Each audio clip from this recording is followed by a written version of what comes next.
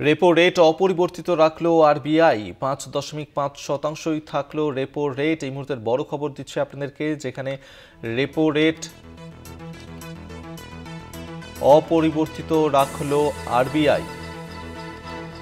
5.5%ই থাকলো repo rate. এই মুহূর্তের বড় খবর দিচ্ছে আপনাদেরকে, যেখানে রেপো রেট অপরিবর্তিত থাকলো 5.5%ই থাকলো রেপো রেট।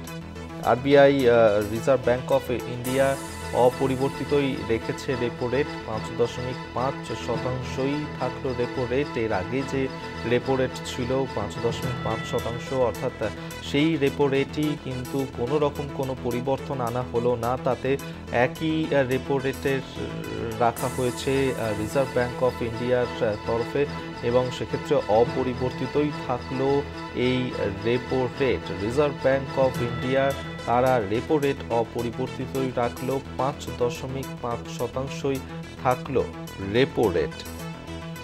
আপনাদেরকে জানিয়ে রাখবো, যেখানে রেপো রেট অপরিবর্তিত রাখা হয়েছে, রিজার্ভ ব্যাংক অফ ইন্ডিয়া তারা রেপো রেট অপরিবর্তিত রেখেছে, 5.5%ই রাখা হলো রেপো রেট।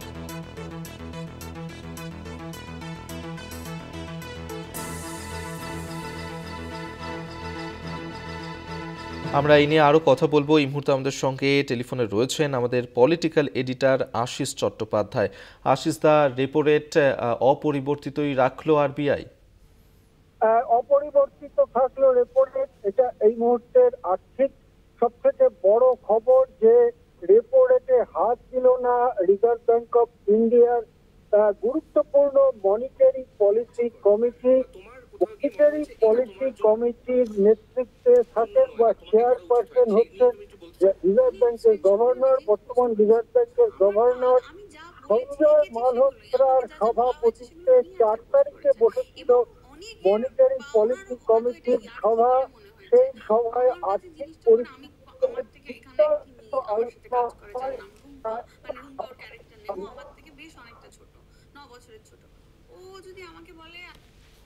আশিস দা, আপনার জামাতল চলছে।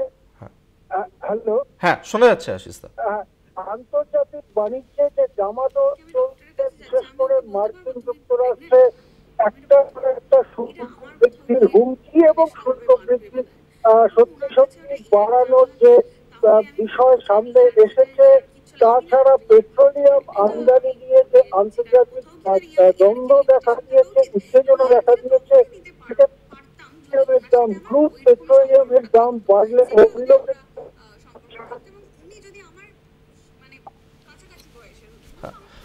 আশিস দা, আপনার কথা কেটে যাচ্ছে। আমরা আবারও আপনার সঙ্গে যোগাযোগ করার চেষ্টা করব। আশিস দা, আশিস চট্টোপাধ্যায় আমাদের সঙ্গে টেলিফোনে ছিলেন, আমাদের পলিটিক্যাল এডিটর। অর্থাৎ আশিস দা যেমনটা জানাচ্ছেন যে রেপো রেট অপরিবর্তিতই রাখলো আরবিআই, 5.5%ই থাকলো রেপো রেট। রেপো রেট অপরিবর্তিতই রাখা হয়েছে। রিজার্ভ ব্যাংক অফ ইন্ডিয়ার গভর্নর তিনি ঠিক কি জানিয়েছেন শুনব। Noted that while headline inflation is much lower than projected earlier, it is mainly due to volatile food prices, especially in vegetables. Core inflation, on the other hand, has remained steady around the 4% mark as anticipated. Inflation is projected to go up from the last quarter of this financial year.